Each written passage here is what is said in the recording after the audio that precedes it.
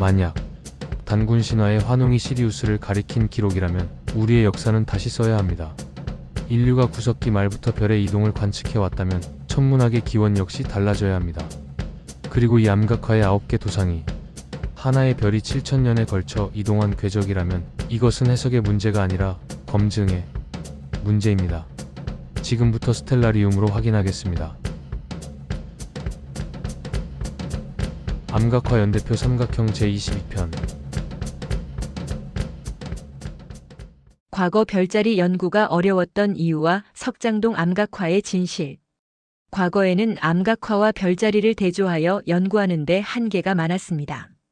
기껏해야 아날로그 방식의 현대 천문도와 비교하는 수준이었죠. 인간의 두뇌만으로는 수천, 수만 년에 걸친 별들의 고유 운동과 세차 운동을 계산해내기가 불가능했기 때문입니다. 하지만 정밀한 천문 시뮬레이션 프로그램의 등장으로 이제는 누구나 고대 하늘의 모습을 복원해 비교할 수 있게 되었습니다. 별신 연대기에서는 석장동 암각화의 역삼각형 도상을 남쪽 삼각형자리라고 분석합니다.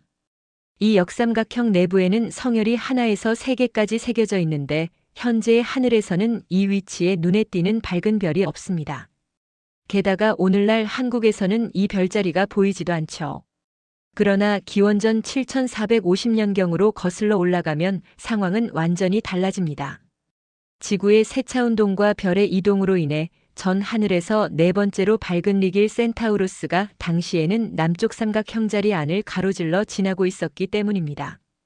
그렇다면 왜 가장 밝은 1위 시리우스나 2위 카노푸스, 3위 아크투루스는 석장동 암각화에 없는가?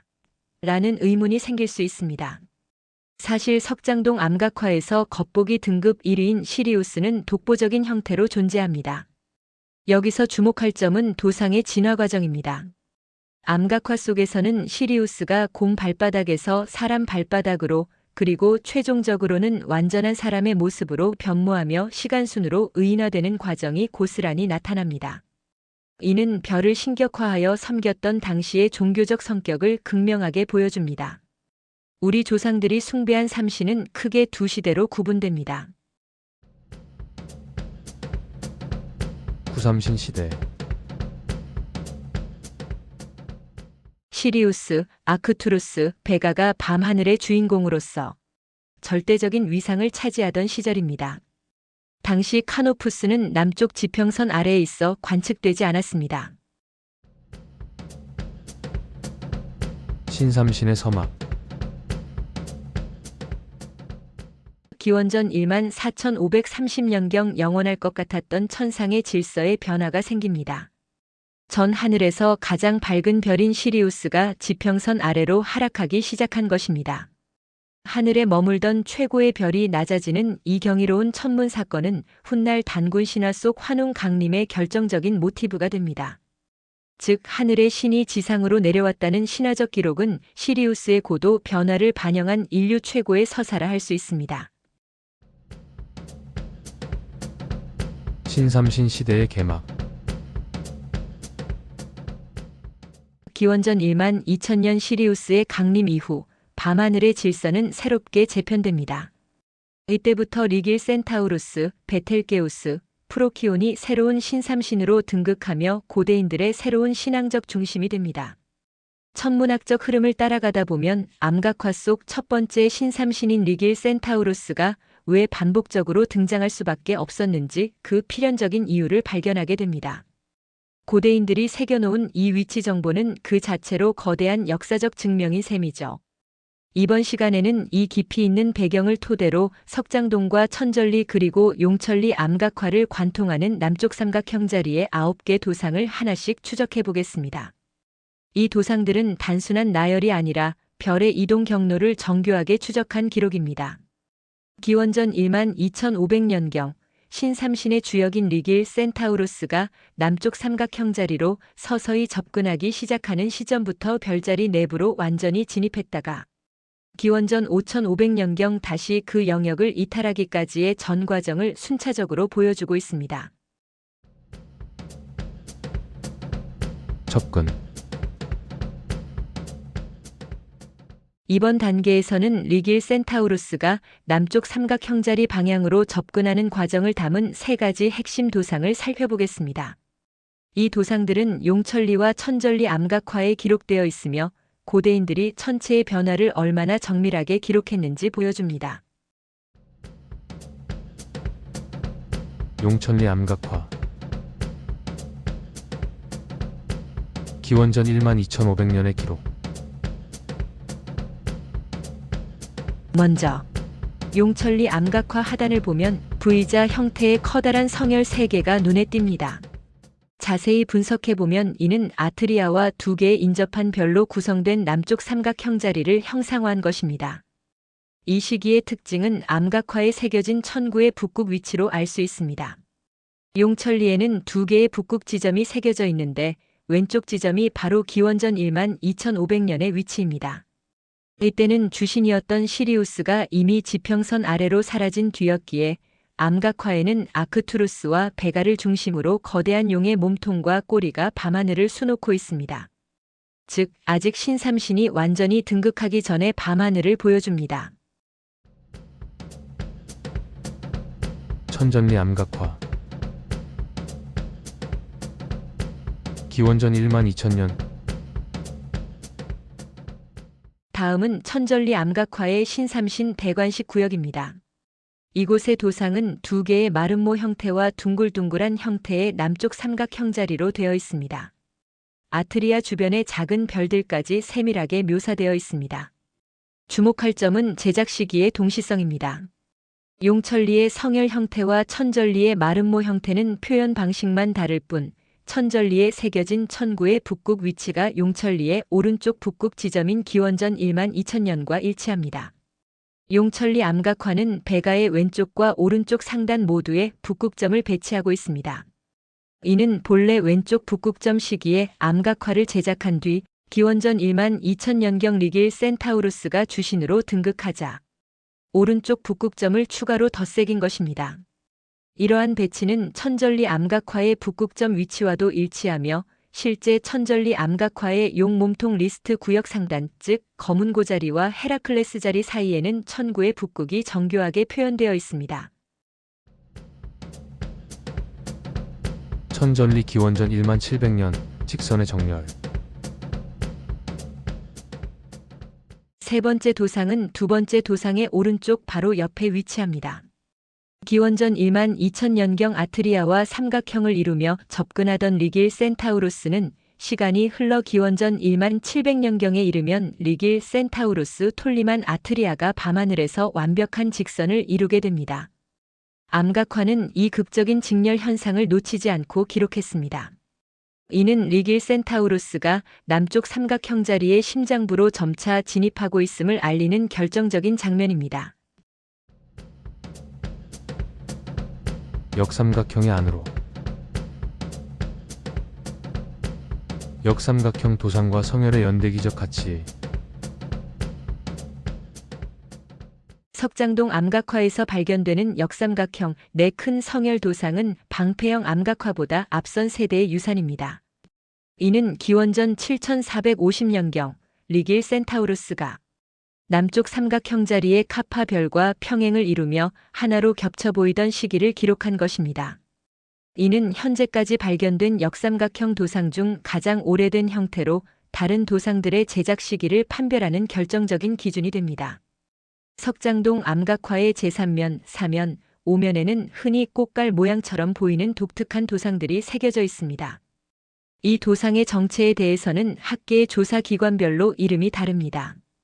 경주 석조 문화재 모니터링 보고서 4, 152페이지의 표를 보면 동국대학교 박물관 조사는 인면, 사람 얼굴으로 분류. 울산대학교 반구대 연구소는 석검형, 돌칼 모양으로 분류. 천문학적 관점에서의 도상 분석.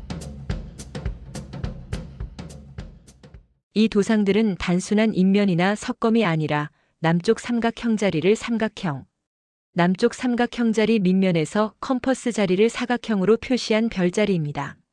상단 삼각형 내부의 성열 개수는 시기에 따른 쉼표의 역할을 합니다. 성열 1개 기원전 7450년 리길 센타우루스가 남쪽 삼각형 자리의 카파별과 거의 평행하게 겹쳐져 하나의 별처럼 보일 때 성열 2개 기원전 6120년 리길 센타우루스가 B854별과 평행할 때를 상징. 성열 3개 위의 두 시대의 신표를 통합하여 기록한 형태. 주신의 이동과 기록의 원리 기존 역삼각형에 머물던 주신이 이탈하자 이를 설명하기 위해 컴퍼스 자리까지 범위를 넓혀 새기게 되었습니다. 도상에서 주신의 이동 방향이 위에서 아래로 표현된 것은 주신의 고도가 점차 낮아지는 천문 현상을 반영한 것이며 동시에 전대의 기록을 상단에 두고 후대의 기록을 그 아래에 덧붙여 나가는 암각화 특유의 기록 방식을 보여줍니다. 기원전 6120년 성혈 2개 시기에 제작된 반구대 암각화의 역삼각형 얼굴. 신삼신 또한 이 연장선에 있습니다. 얼굴의 눈, 귀, 입이 비대칭적으로 묘사된 것은 예술적 변형이 아니라 실제 남쪽 삼각형 자리를 구성하는 별들의 배치를 그대로 옮겨주신의 형상을 완성했기 때문입니다. 역삼각형의 아래쪽 이탈 기원전 5500년경 주신은 기존에 머물던 남쪽 삼각형 자리를 벗어나 컴퍼스 자리 방향으로 이동을 시작합니다. 이 시기는 리길 센타우루스가 남쪽 삼각형 자리의 밑면에 걸쳐 있던 때로 고대인들은 이 천문학적 변화를 암각화에 정교하게 기록하였습니다. 역삼각형에서 사각형으로 주신의 이동 석장동 암각화 제2면 10번 그림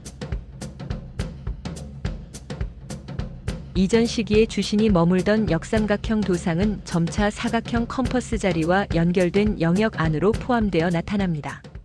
이는 주신이 새로운 영역으로 이동했음을 상징합니다. 특히 석장동 암각화 제2면 10번의 하단부를 주목해 볼 필요가 있습니다. 기존의 역삼각형 도상이 있던 자리 위에 사각형을 덧새기고 다시 그 위에 곡갈 모양의 삼각형을 추가하였습니다. 이러한 중첩된 표현은 주신이 역삼각형을 떠나 사각형 영역으로 진입하는 전 과정을 시각적으로 기록한 연대기적 표현입니다. 이 도상은 반구대 암각화의 탁본에서도 동일한 형태가 확인됩니다. 반구대 암각화의 디귿자 꺽쇠 도상과 연대 반구대 암각화에는 바위의 자연적인 균열을 이용해 마치 디귿자 모양의 꺽쇠가 균열 양쪽에 발을 걸치고 있는 듯한 도상이 존재합니다. 이는 주신이 하늘의 특정한 경계선, 긴 선에 걸쳐 있음을 형상화한 것입니다. 이 꺽쇠형 도상은 역삼각형 얼굴 도상 기원전 6120년과 역삼각형이 사각형 안에 들어간 도상 기원전 5500년 직후 사이에 위치한 과도기적 형상으로 볼 수 있습니다.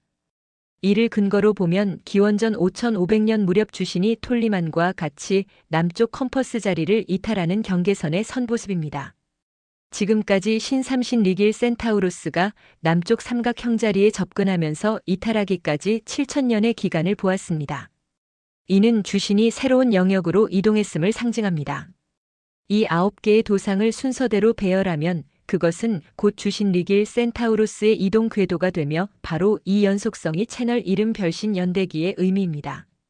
암각화 연구에서 가장 중요하고도 기초가 되는 것은 바로 제작 연대입니다. 다음 영상 예고 주신 리길 센타우루스가 남쪽 삼각형 자리를 떠나 컴퍼스 자리로 향하는 5000년의 장엄한 이동이 시작됩니다. 다음 영상에서는 기원전 5500년부터 기원전 700년까지 천문 기록을 추적합니다. 역삼각형에서 사각형으로 진화하는 도상은 주신의 실제 이동 궤적을 정교하게 반영하고 있습니다. 단순한 그림을 넘어 별의 좌표를 고스란히 옮겨놓은 인류 최고의 천문 보고서, 그 베일에 쌓인 방패형 암각화의 비밀을 시뮬레이션으로 복원합니다. 방패형 암각화가 간직한 5000년의 진실, 그 경이로운 이야기가 곧 시작됩니다.